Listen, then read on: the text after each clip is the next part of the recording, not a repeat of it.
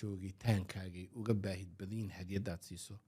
waxaa la yiraahdaa your children need your presence more than your presence and presence inaad la joogto present waa hadiyad Soomaa wax walba u keento waxay ka jecel yihiin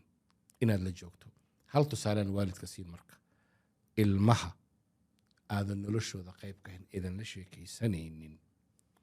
bari markay koraan maanta waxay u dhimanayaan inay kula sheekaystaan Soomaa waxay jecel yihiin attention ba waxaan sameeyay hooyo waxaan sameeyay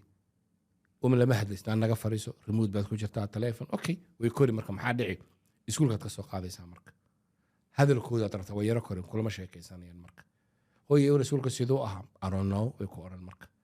maanta maxaa lagu dhigan something bay oran marka kuma jawaabayso in yar kadib waxay rabtaa to block your inay iska xidho wada hadalkaaga waxay ku dhihi can I use your phone idib telefoonkaaga macna adaa lagu diidan in lagu sheekeeyo moogtahay bas ilmaha waa kala tagteen maalinka ay shaqo bilaabaan ee mar dambe adiga aadan ahayn ATM machine-kooda lacagtooda haystaan driver license-koodana haystaan dhowrkii bilood haddaad mar aragtaan nasiib leedahay marka okay marka waxaad leedahay ilmihii wixii aad ku koriseen ka yaryaraayeen unbaa ku arkaysaa markay waaweynaadaan waalidiintan ilmaha ka cabanayo ku hay ilama hadlaan ilama sheekaystaanoo ilmuhu waxay ku soo qoray yaraantii baadan la sheekaysan marka waxay rabaan TV-ga ay daawadaan waxaan waalidka oran aabo walba sheekh ahaw shariif ahaw video game-ka la ciyaar u fiirso video game-ka la ciyaar soccer-ka la ciyaar basketball-ka la ciyaar waxay daawanayaan la daawo saaxiib la noqo wax walba ay sameyn ilmaha 3 jirka ah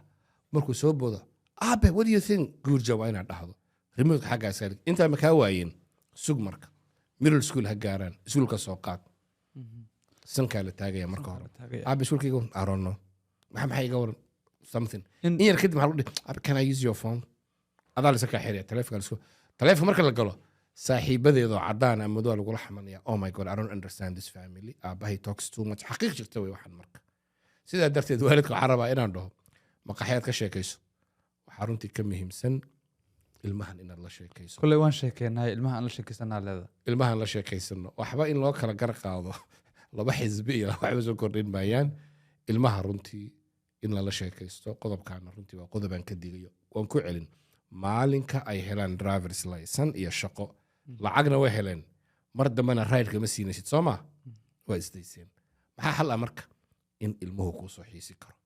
aabihu la kaftami jiray attention ka heli jiray affection ka heli jiray appreciation ka heli jiray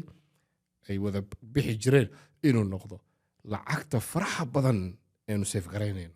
inaan wadankii wax ka dhiso maalinka dhimato ehelka isku dagaali Soomaa waalidka waxaana lacagta safe garey cimro isku raaca caruurta wallahi fiir cimro isku raaca ilmaha waa isku talaalmaysan marka sida darteed waa inaad entertainment-gaaga qayb ka jarto waa in guriga markaa joogta ana sheekh noqon oo professor noqon oo noqoto qashin qub yani ilmuhu ka dhabarka ka fuulayeen lagu ciyaaraya saaxiibka la ahaa waa muhiim haddii aan saas sameyn waynu kala go'aynaa runtii